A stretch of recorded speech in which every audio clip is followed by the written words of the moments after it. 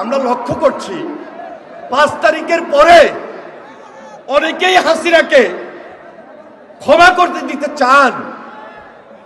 এই সরকারের কাছে আমাদের প্রত্যাশার জায়গা এখানে যে বিচার আমরা চাই, বিচার ছাড়া আমরা ঘরে ফিরে যাব না। আমরা হাসিনার বিচার চাই।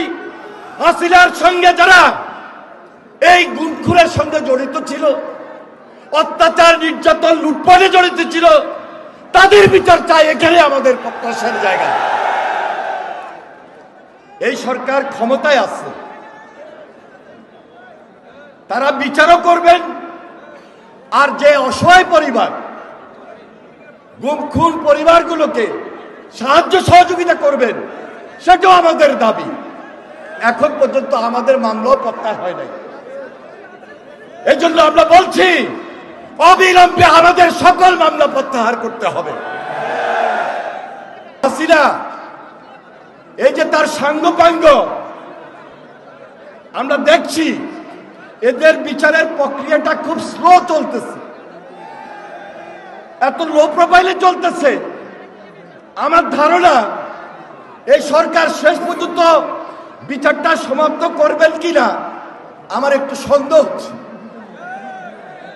আমার কষ্ট হচ্ছে।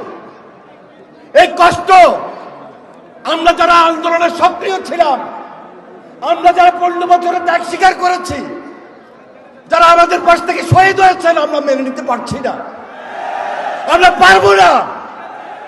তবে আপনাদেরকে অভয় দিতে চাই, আপনাদেরকে কমিটমেন্ট করতে চাই।